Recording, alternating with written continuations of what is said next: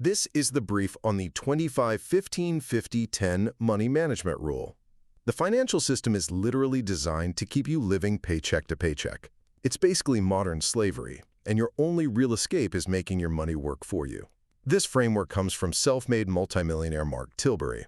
It's designed to help you manage your income just like the top 1%, by shifting your focus from spending to owning. First, 25% of your income has got to go into growth.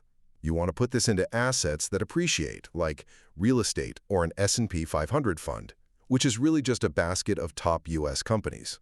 Starting early is an absolute game changer.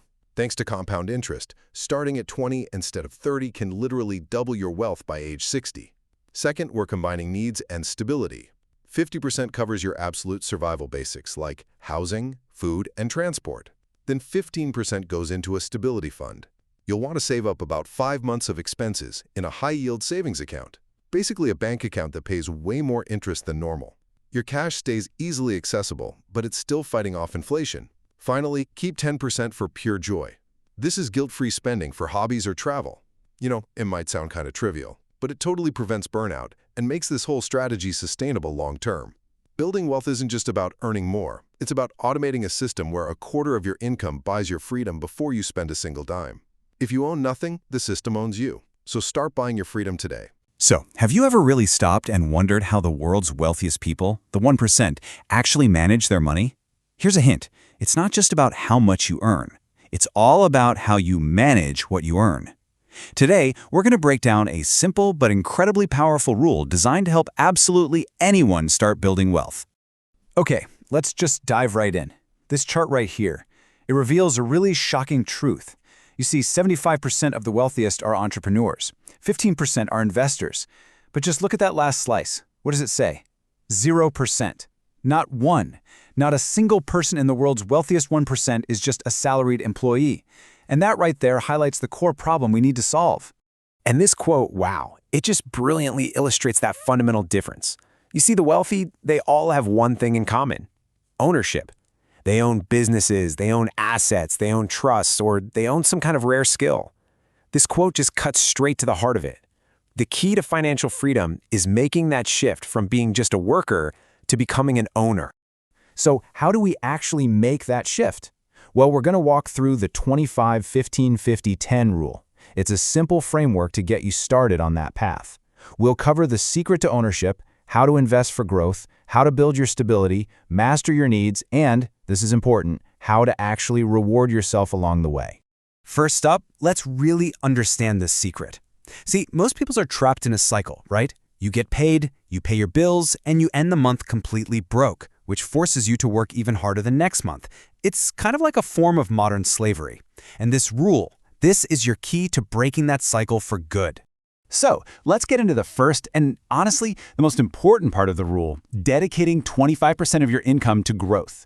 This is all about paying yourself first. Seriously, before any bills get paid, before you spend a dime, you take this chunk of money and you use it to buy assets, things that will grow and make money for you. Now, you might be thinking, I don't have enough to start. But listen, when you start is so much more important than how much you start with. Let me tell you the story of Billy and Phil. Billy starts investing just $200 a month at age 20. His friend Phil, he waits until he's 30, but he invests more, $300 a month, thinking he can catch up. Now, this is where it gets kind of crazy. Look at the result. By age 60, Billy, who invested $12,000 less in total, ends up with over $1.2 million. That's almost $600,000 more than Phil. It's wild, right? That is the incredible, almost magical power of compound growth. Starting early isn't just an advantage, it is your absolute superpower. Okay, so what should you actually invest in? Well, here's a simple risk scale to help guide your choices. For most people, starting with safer stuff like index funds is the smartest move. From there, you could look into real estate or REITs. By the way, REITs are just companies that let you invest in big property portfolios without having to buy a whole building yourself. You could also invest in yourself by developing high-income skills. Think sales, coding, stuff like that. As you go up the scale, you get to things like online businesses and individual stocks. The key thing here is to start with a solid foundation and just expand as your knowledge grows.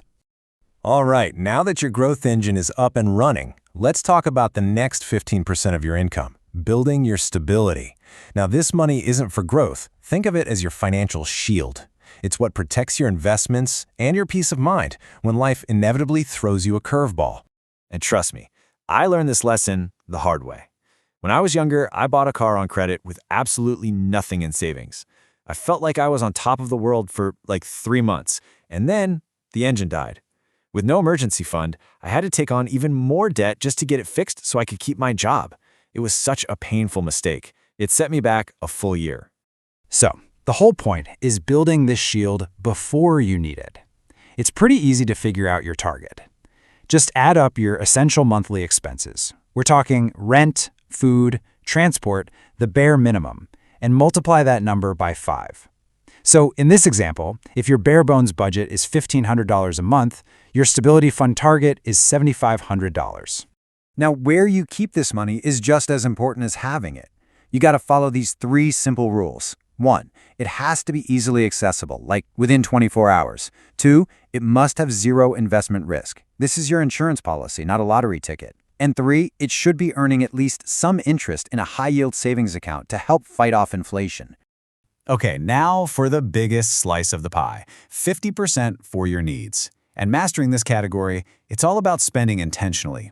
It's actually shocking, but something like 60% of people earning 6 figures are still living paycheck to paycheck. Why? Because they confuse what they need with what just strokes their ego. And this just perfectly illustrates that idea. When I was 20, I had this friend who always looked rich. Branded clothes, fancy watch, the whole deal. Me, I was in baggy clothes and a cheap watch. But here's what people didn't see. He had exactly $43.20 in the bank and a mountain of credit card debt. I had over $1,000 already invested. Real wealth is what you don't see. So how do you avoid those ego-driven traps? It's simple. You create a 3-question filter. Before you make any non-essential purchase, the very first question you ask yourself is this: is this an impulse buy? If there's even a tiny chance it is, just wait 7 days. I promise you that urge will probably just disappear, and you'll save yourself from a purchase you'd regret. Okay, so a week's gone by and you still want it. Fine. Now you move to question 2. Am I buying this for the brand or for the value? And really think about it. Are you paying for the logo or for what the thing actually does? True wealth focuses on value, like the $60 boots you wear 100 times, not the $200 sneakers you wear twice.